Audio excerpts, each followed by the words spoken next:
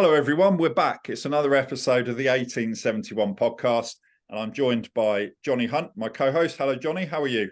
Good, mate. How are you? Long time no see. I know. It's been a few weeks, hasn't it? It has. Last time I actually saw you was in Dublin about a month ago, was that? And then we did the last episode of the podcast the week before the first game, didn't we? First game of the season. So we did say it might be our last ever episode. Obviously, it wasn't. We had a lot of feedback, just people saying, if it is the last episode, thanks, enjoyed it. Would love for you to do a third series if you want. So we decided to kind of do this episode because the season started now, just have a recap, and then Johnny's got an idea, which I think is a really good idea, which we'll talk about as well. So we're not going to commit to anything. We just might do episodes every now and again because we've had some really, really nice feedback, some really nice messages. And to the extent where, Johnny, you don't know this, but there's a guy that I work with. His name's Dominic Doherty. So as you know, I'm working with a company called Helping Sport Sponsorship now. Yeah. And we find sponsors and official partners for professional football clubs in England, across Europe, around the world. And Dominic's one of the consultants. And just we're having one of our catch-up chats as part of what we do in the role. And Dominic said, "Oh, by the way, my sister and my dad are Reading fans, and they've said, can you do a third series?" I didn't even know. There's no escape. So it's his girlfriend and his father-in-law, I think, or his girlfriend's dad. Yeah, that's it. And actually, he's based up in Chester. So we're obviously UK wide. We've got fans all over the country. I don't know about fans around the world. Do you know of any fans in different countries? There's a few over here for sure. Yeah, we've got. I know, looking at the stats, we do have people listening from other countries. Ireland, Australia. Ireland's obviously you, Johnny, and maybe a few others. Australia. I've brainwashed a few people in Australia to listen as well. US. Yeah. I threatened to come back. We have got a few people around the world. Yeah. So it's been good. And we've been going, what, a year and a half, is it? Since the first episode? Yeah, I think so. Yes, February last year, wasn't it? Yeah.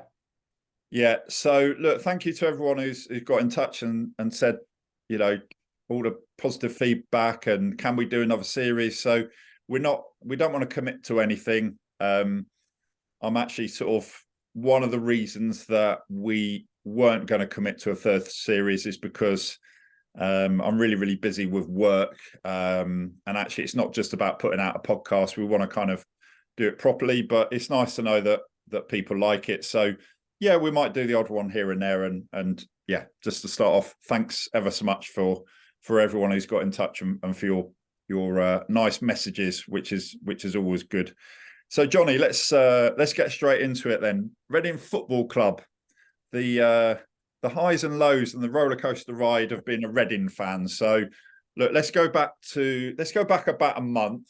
So the last episode was just before the season started, and it's fair to say that when we did the last episode, the club was in turmoil. It was the start of the season. I think there were only 4 players that had been signed up until that point. One of them was injured. 2 of them weren't registered. Charlie Savage and Lewis Wing, I think they'd signed, but they weren't registered. We didn't know if they'd be able to play in the first game, and they did, luckily. And then we've signed a few more players. But let's go back to just before the start of the season.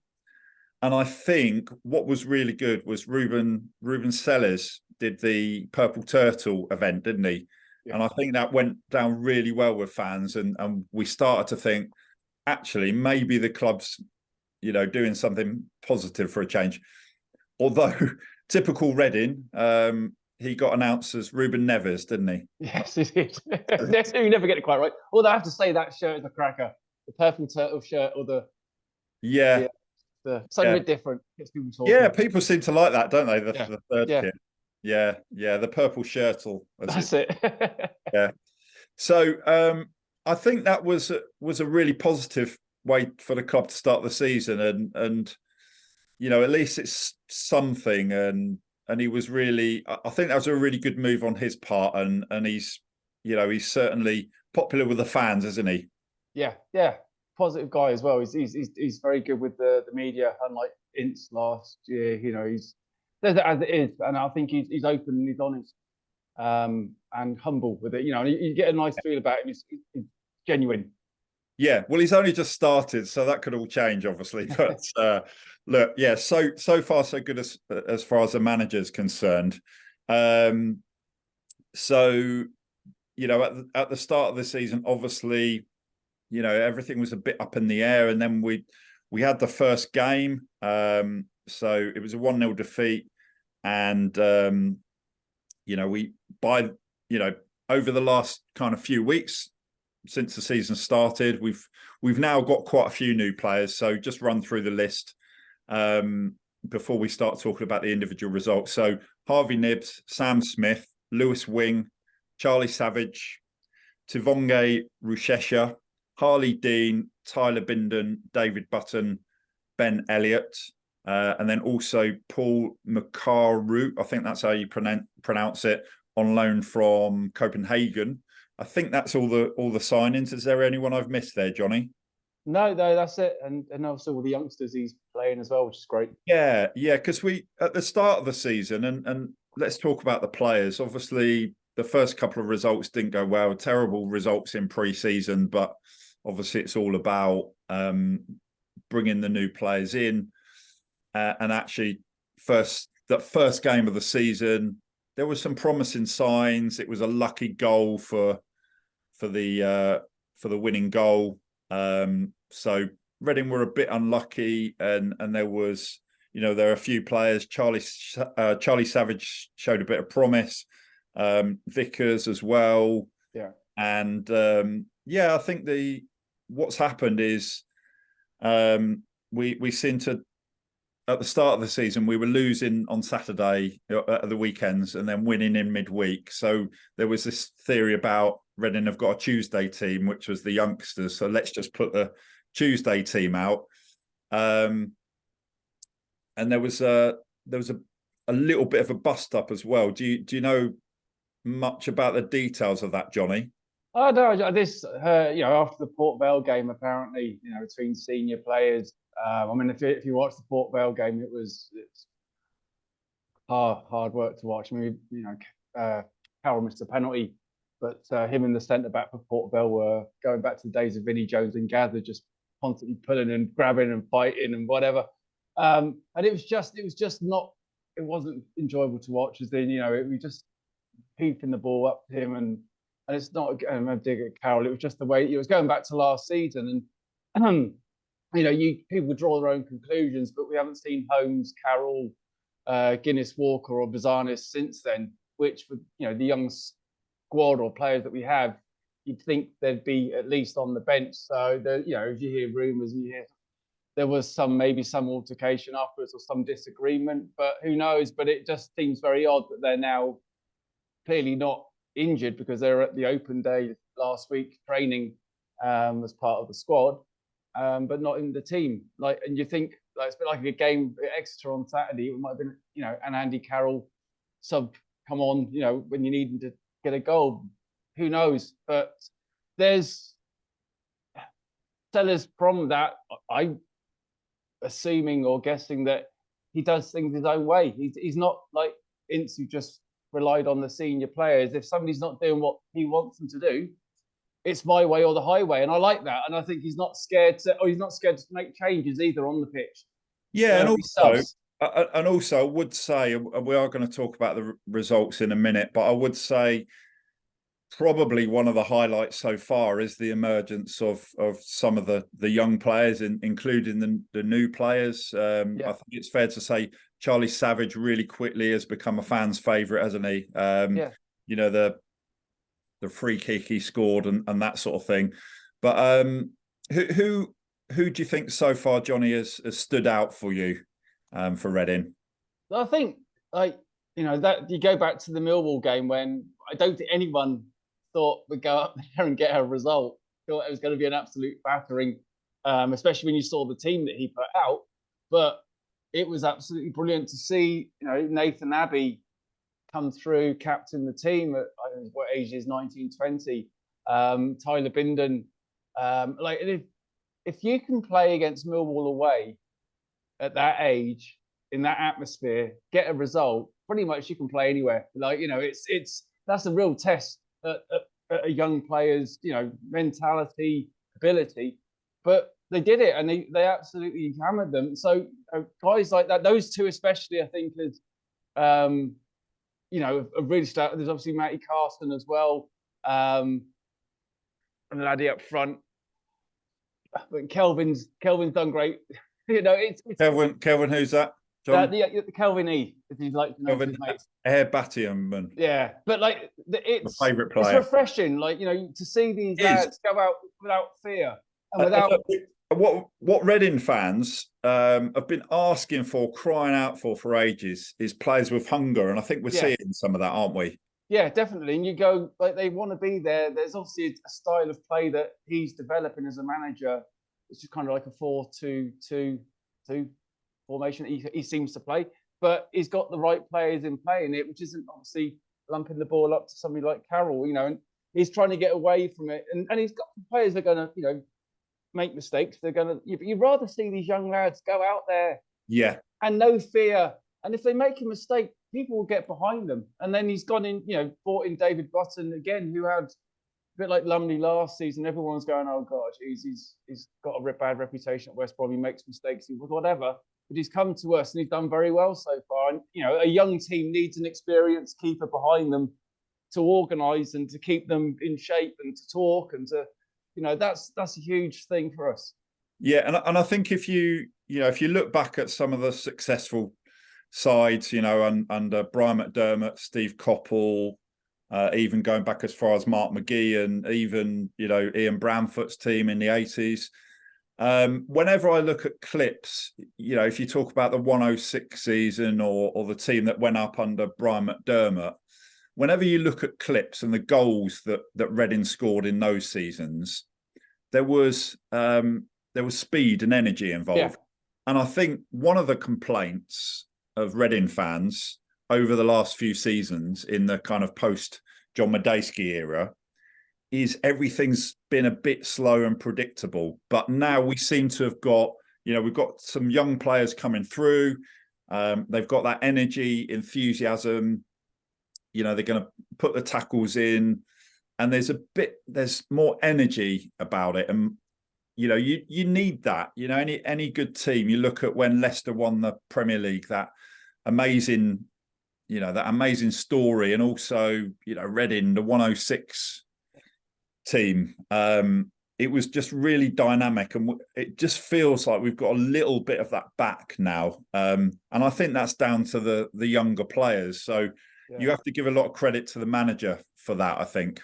And Noel Hunt as well. You know, we had Noel here last year, and, you know, he's obviously those young players that he's had with him. He's given them that confidence in their ability from, you know, seeing them week in. He believes in them, and that's been fed through now to the first team, because they all look first team players. They don't look out of place. And obviously, it's a long season that you can't expect them all to play 46 games or whatever.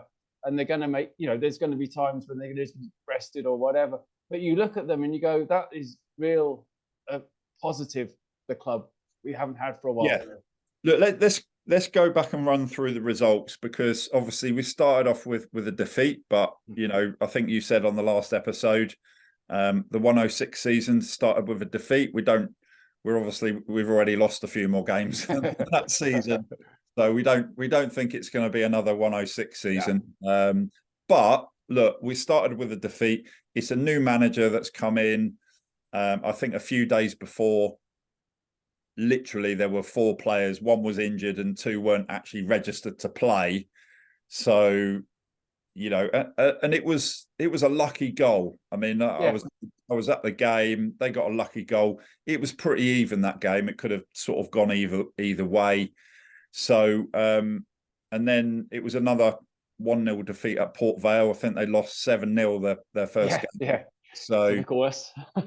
yeah, so two 1-0 defeats. But we had that great result, as you said, in the EFL Cup away to Millwall. After the Peterborough game, and then second league defeat in a row, and then Cheltenham, Stevenage, 2 wins and 2 clean sheets as well, which is always good. And then obviously Exeter away, 2-1 defeat, and there was a little bit trouble at the end of the game, wasn't there? I didn't hear that, but yeah, I think a few of the fans kicked off. okay, I didn't know that. I know it's. Yeah, you don't want to see that. Obviously, No. If you get beat, late goal is frustrating, but you don't really want to see that. I don't know the full details of what happened, but I think a few of the fans kind of took their frustrations out, really. And but look, I think where we are now, 4-0 away to Millwall, and it's home to Ipswich, and another EFL Cup game tonight. It's the second round tonight, so we've already, won a game in that. We're through to the second round. First time we played Ipswich for a while, isn't it? I think. Yeah. Be a good game. The Sonia Luko returns to Reading. That'd be that would jinx the. But it is. It's like the way the last few games we haven't been beaten by more than 1 goal in any of those games as well. Which you look back at last season, the way we just fall apart in games, and I think what he's that defence that we started with at the start of the season. Yeah, you had Yiadom, McIntyre, Holmes, against Walker, and it must affect players when they've been part of a team for 2 years, 1 or 2 years, and you've let in that many goals, and you're constantly under pressure.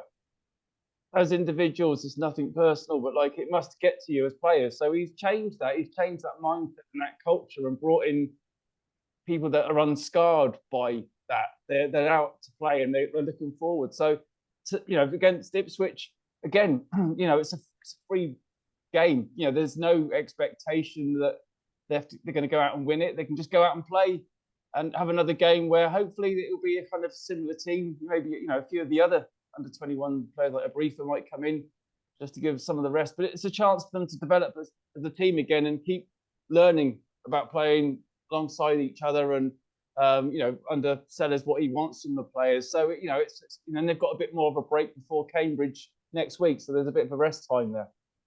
Yeah, so it's Ipswich tonight at home in the EFL Cup. We've also obviously got the EFL Trophy, so we're in a group with Exeter, with Swindon, and with Arsenal under 21. So that'd be interesting. And the first game in that is on the 19th of September. So a while to wait for that. And as you say, next league game is on Monday, away to Cambridge. And look, I think the last few games, it's 3 wins and 2 defeats.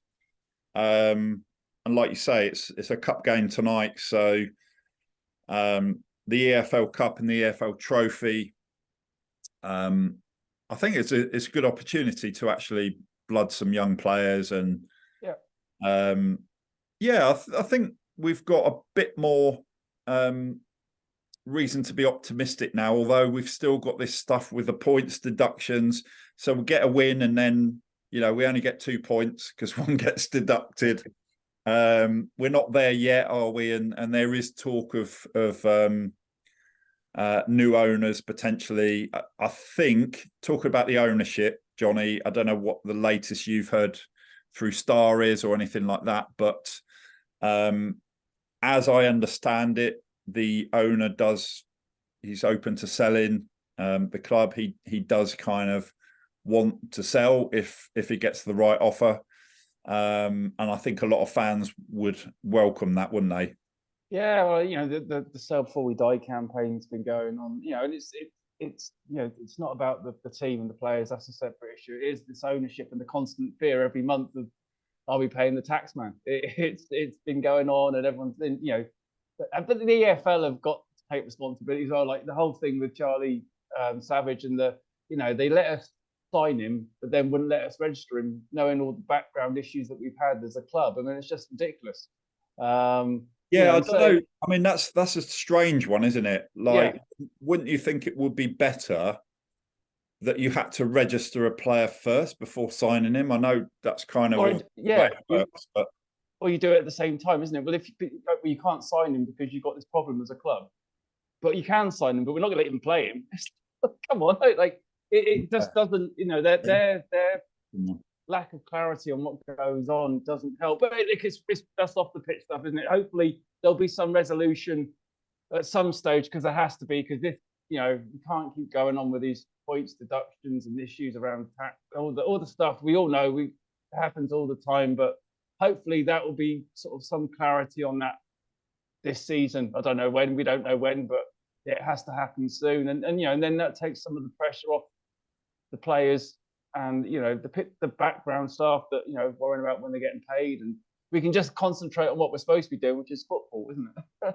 Yeah, and I know. Look, obviously it's League One, and the Championship is a harder league just because there are better teams in the Championship, and you've got, that includes clubs that have come down from the Premier League, and it is a tough league. So there is that factor. We're down in League One now, but look, I think if you look at the results, you compare the off the field stuff to the on the field stuff.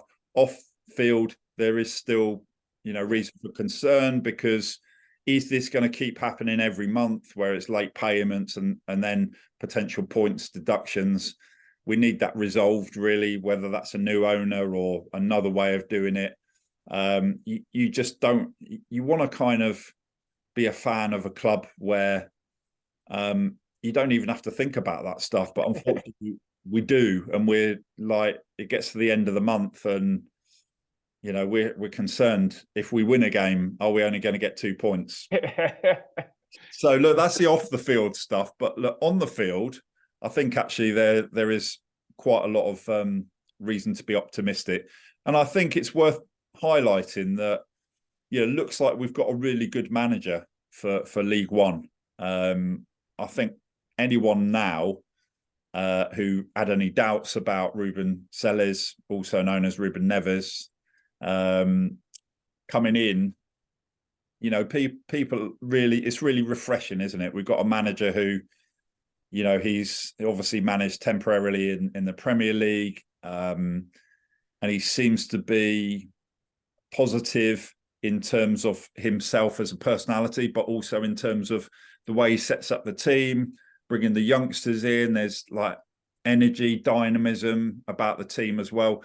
And also we can be positive about a lot of the players. And another thing to point out is, we've had the 3 wins we've had have all been clean sheets. So 4-0 away to Millwall, the 2 home games against Cheltenham and Stevenage, 3 clean sheets, positive about the manager, positives about the players. So on the pitch, it's better than it was last season, I think, already, isn't it? Well, yeah, I know. You can see there's more organisation there, and I think so. It's opposite BBC Berkshire. They were saying it's a poor start to the season. It's like, come on, look at the circumstances. Give the guy some credit. Give what he's trying to do. Where we're kind of we're not even really up to speed with the pre-season and the start of the season with what he's had to deal with. He needs time.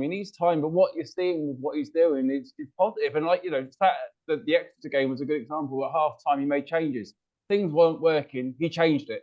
Rather, under Ince last season, where you're sitting there, it's like the 85th minute, and he's still not changed it. He's sticking to the same. Yeah, I like that in a manager. He's proactive. He's seeing something's not working, do different, and it worked. Okay, we should have gone probably 2-1 up on Saturday. Didn't happen. And that's football. We let in the goal at the end, but you can see he's one of those managers that's ready to make changes. It's proactive. It's different, and that's what we need. That's something you go, oh, you can all see it's not working as fans. Is he going to change it? And he does. that's one of the real strengths I think he's got, and he believes in the youngsters. That's huge. Yeah, and I think, look, if we're targeting, winning the home games and at least drawing the away games. Look, we've won our last two home games without conceding a goal. The last game was an away game. We conceded a last, stoppage time goal. So it was one up until stoppage time, and obviously whenever you score, that's the result. But it was a stoppage time goal. So yeah, I mean, last 3 league games, 2 wins at home in a row, and then a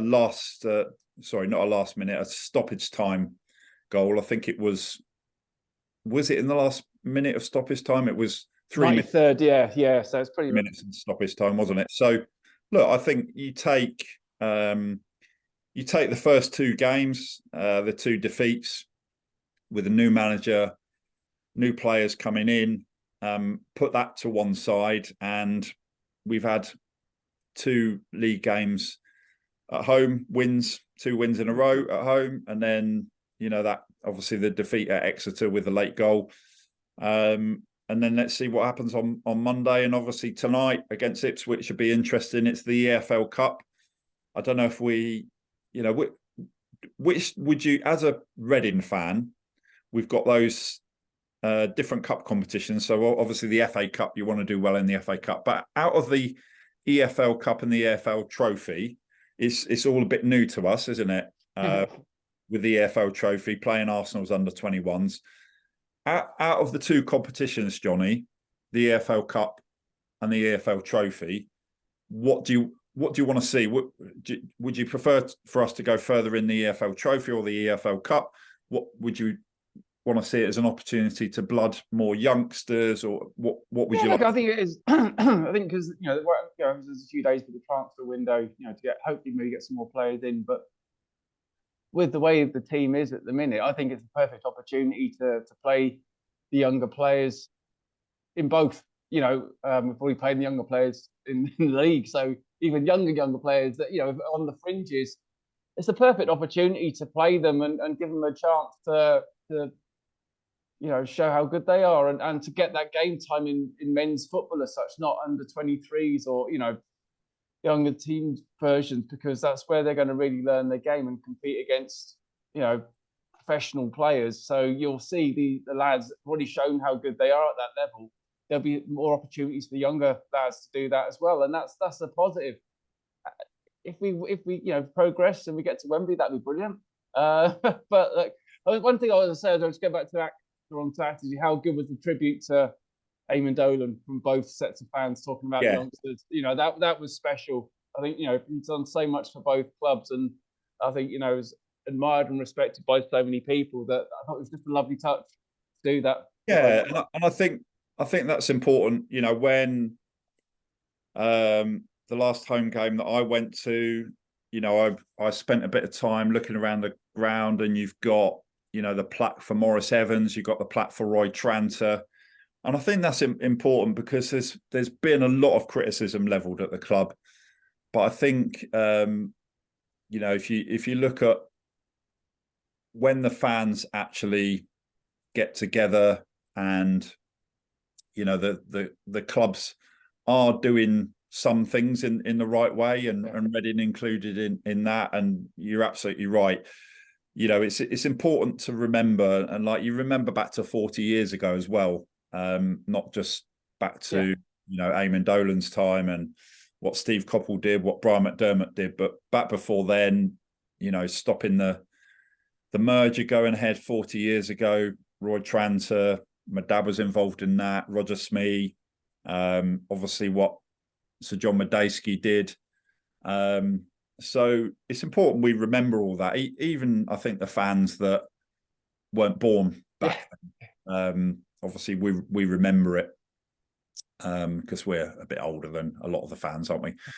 So look, Johnny, I've got a little test for you. Oh God. So the players that have come in, we're talking about young players. Yeah.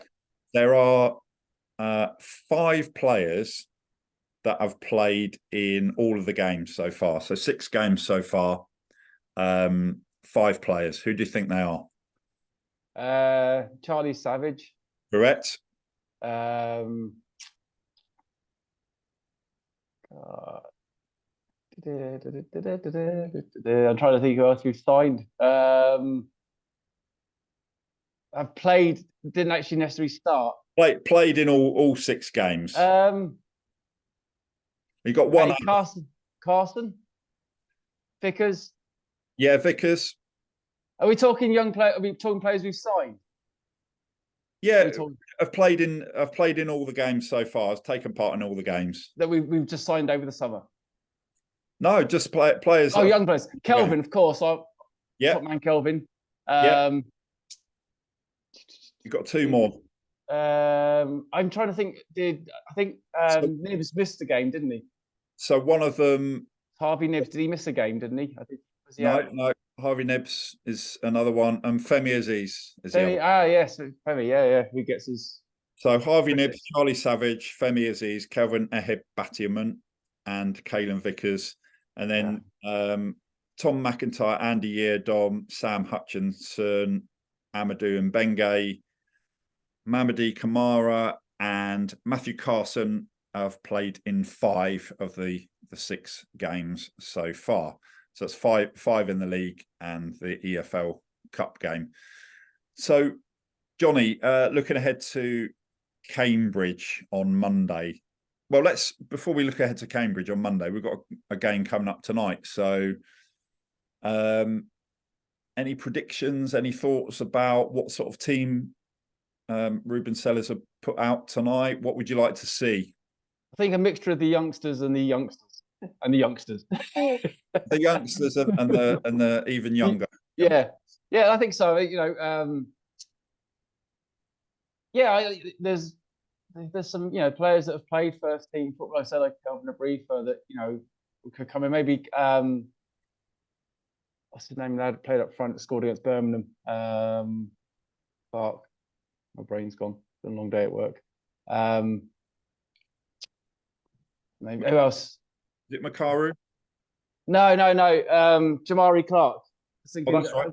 Yeah. Just has been kind of featured. Be interested to see if he gets a run out. I think, and maybe if they're not moving on, maybe the 3 or 4 that I mentioned that might come in and they have to prove themselves again. The likes of McIntyre might have to, start. Holmes might start. Carroll might start. It'd be interesting to see if they're not playing tonight. Well, then what's going on? But like I just looking forward to seeing who plays and how they do. And regardless of the result, we see they're playing against a team that's now a level above. Whether they pick a younger team as well or not, nothing to fear. These lads go out and play and express themselves and do their best. They're not scared. That's what I love about it. They just go out and play. Yeah, 2-1 to us. Okay, 2-1 win tonight. What about Cambridge away? They've had a reasonable start, similar to Reading actually. They've won 3 and lost 2, so they're up near the top. They're only 1 point off the playoff positions at the moment. So what do you make of that on Monday? Yeah, I think because they had a surprising defeat the weekend. So Cambridge away. I used to go there a long time ago. I think I saw Dave Kitson stick his fingers up when he was playing for Cambridge back. That was that long ago for the younger fans. Doing a Robin Friday. Yeah, and then I think Matty Upson sort of make his debut there, and we lost 3-1 in the Cup back in 2000. But it's a great place to go. It's a great ground. It'll be a good game. It's nice to like the Exeter game. For the away fans, there's that noise and there's that intensity you get at the smaller ground, and you got 1,500 away fans rather than 15 in a 20,000 away end. So it'll be a good game. I think I could see we have to win away one day. We just have to. But he'll go out and go for it. Cambridge. Again, like a lot of teams in this league, everyone's a bit hit and miss. They can, it's not easy to predict. Like you saw Peterborough get smashed by Derby at home on Saturday after only conceding 2 goals. So I think there'll be goals in the game. I'd even, 2-1, 3-2. It could be, that's kind of the way that the football is at the minute. Yeah, and look, I think if we get a point there, we're not going to be too disappointed. But it's also about the performance, isn't it? And look, Cambridge, they've lost 2 of the last 3. So the last 3 games they've won 1 and lost 2. And look, we got to mention local rivals, Oxford United, top of the table at the moment. So they lost the first game and they've won the last 4. So 2 points clear of Exeter. And it's also worth saying that, yes, of course, we lost away to Exeter, but you know, they've won 3 and drawn 1 of their first 5 games. But yeah, just looking at we're actually made a similar start to Wycombe, haven't we? They lost their first 2 games, and they've of the last 3, they've won 2 and drawn 1. So they're a couple of points ahead of us at the moment, the 2 local clubs in the division. And then down at the bottom, you've got Cheltenham and Fleetwood on a point each. Burton, Carlisle, and Wigan on 2 points, and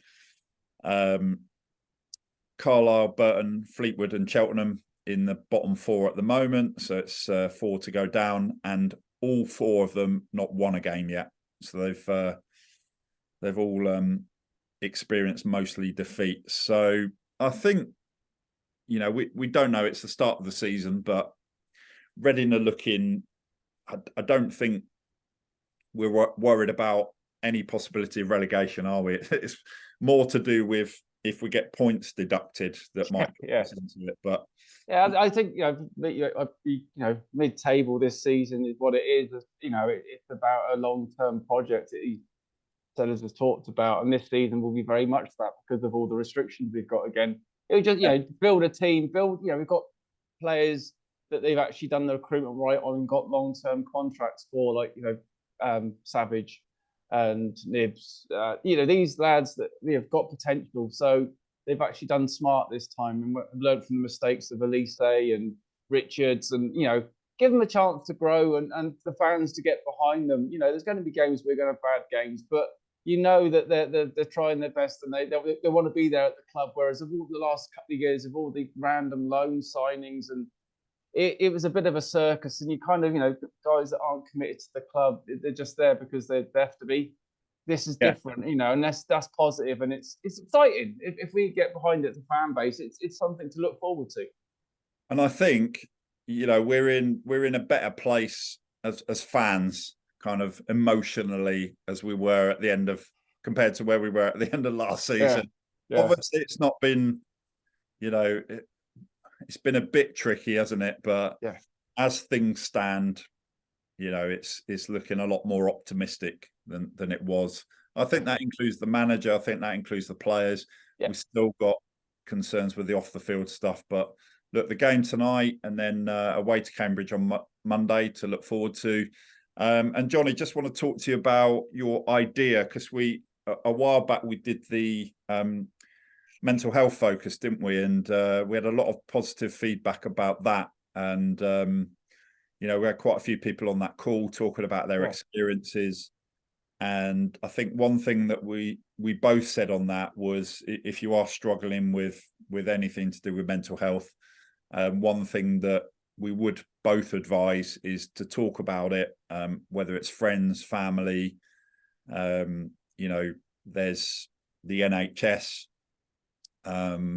They've got a service you can call your doctor, and it's not just about getting medication. It's about actually helping you, because people have got different conditions. So some people suffer with anxiety, some people suffer with depression, and other conditions as well. And the NHS are really good. So that would be our advice. And the reason for mentioning that is that, Johnny, you've come up with this idea of doing a kind of a mini series, if you like, focusing on mental health. Be a bit different from the podcast. We're doing it under the 1871 banner. It's your project. So do you want to talk through a little bit about what your idea is and what you've got in mind? Yeah, like it was something a few years ago before COVID kicked in about getting Reading fans together, in person, but that's kind of been difficult for lots of different reasons. So then something that a lot of other fan groups do, particularly one that I was speaking to before, Talking Cherries, they have a regular online catch up once a month, even more often, I think, at times. And it's something that I know, Mark and myself believe in, just giving people a place to talk. Like, it's not for, we're not going to be videoing it and putting it online. It's more just a space where people can come together to talk just openly and with each other, because we've all got the common connection of support in Reading, but also, me and Mark have talked about our mental health journeys. There's so many others that we know of that do the same. But it was kind of a way, especially with when it's initially kind of over the summer, time just seems to fly. But even more so now in the winter. Yep, football's great, but there's times, when there's games aren't on, that when the weather's not great and people aren't able to go out and catch up with people in person, that we could actually set something up online. Just I was looking at maybe the last Thursday of the month, or the first Thursday of the month, between 7 and 9, just for people to get together, have a chat online, talk football, get to know each other. And people might know each other already, but just have that place, and a place that we can talk, but also maybe we could get people to come and join us, that there's might be able to share some ideas, some experiences in the mental health world, or from, it really is kind of an open plan, but it's about supporting each other and talking royals, if you want to call it that.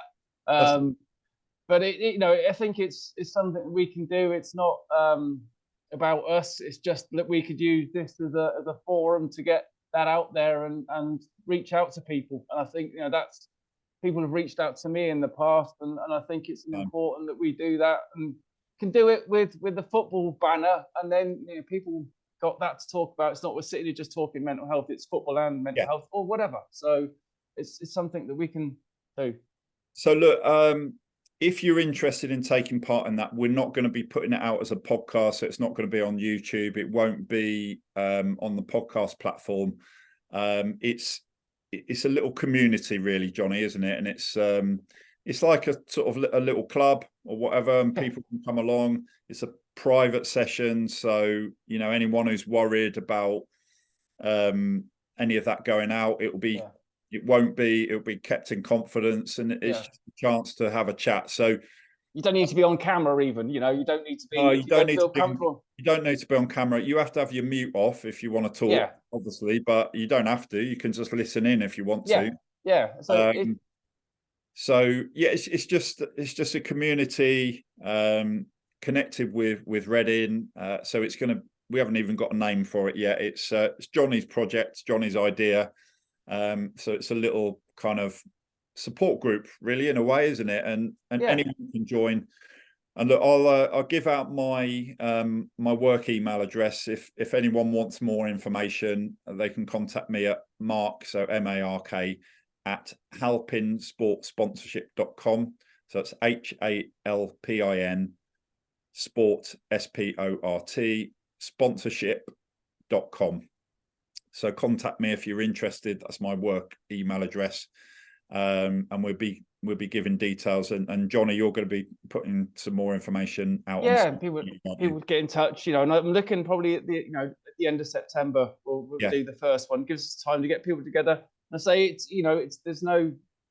it's a place to talk. There's no rules of obviously it's just being kind to each other and listening space that we could use somewhere, because we spoke to there was, I won't say who it was, but there was one person on the podcast last time when we did the mental health focus, talked about feelings of being alone. So sometimes I think one thing that's helped me, if ever I've felt down or anything like that, is just to talk about it. So this gives you that opportunity. So there's no other reason for doing it apart from it's just a forum, it's a community, it's a support group, really. So feel free to join in if you want to. Everything will be kept in confidence. we're not going to be putting that out as a podcast, but you are welcome. And also, if you know anyone, Yeah, absolutely. If you've got friends or family or people you work with or whoever who would be interested, there is a little bit of a theme with football and Reading Football Club. But you know, talk about anything really, and we just want to support you. So, you know, fair play to you, Johnny. It was your idea. It's going to be you'll be hosting it. So yeah, and it's just another way as well, like, you know, because not all Reading fans live in Reading either. That was the other part of it. You know, we've got our exiles around the world, so anyone can join in. You know, that's the beauty of it being online. It's the kind of a, you know, easy access. You don't have to get, you know, when you're struggling, the last thing you want to be doing is having to get from A to B to B to C on transport. This is just, you know, hope that most people have got phone access or Wi-Fi access that you can just to log into kind of like a Zoom call or whatever you want to call it. And it's, you know, again. Yeah. And just to stress again that it is in confidence. It's not going out. It won't go on YouTube like the podcast. It won't go out on any of the podcast platforms. It's a private event. Everything will be in confidence. Yeah. You can keep your camera off. You can just listen in if you want to. Yeah. You can go on mute if you want to. If you don't want to contribute, that's fine. But if you do, great. And you know, we'll support you. And as I say, you know, Johnny's idea, Johnny's project. So I think you're looking to do maybe, you know, last Thursday of the month. Maybe something like that. Yeah, I'll get that. Yeah, I'll confirm up the details and stuff. And yeah, and if people have got suggestions as well, I've always like, you know, I say once a month because that's just to start it off. But obviously, if people feel that, you know, more often might be good, then we'll go with that. It's literally, you know, it's just we're kind of hosting it, if you like, but it's about people getting involved and bringing suggestions and ideas, you know, obviously from their own experiences that can help each other. It's about helping each other and supporting each other. It's not about, you know, looking good or getting applauded for it. It's just about being there for each other. And the other thing is, if you want to join in because you want to help people, you're welcome as well. It's for anyone who wants to join for any reason, really. So if you know, if you live on your own and you feel a bit lonely, or you're feeling down or depressed, or you've got, you know, anxiety, whether it's to do with money, job, whatever it is, your personal life, it's just an opportunity just to have a friendly chat with people who are interested and will help you if they can. So yeah, and like you were saying, Mark, about sort of signposting places to go, people need the support. You know, they said about the NHS as well, like, you know, getting to know where you know, people might be able to share resources and ideas that may help as well. So it's a kind of a, you know, that it's a real open kind of way of trying to support each other, you know, and you know, in person, online there, it's a way, it's a start. And yeah, we'll see where it goes, and hopefully it will help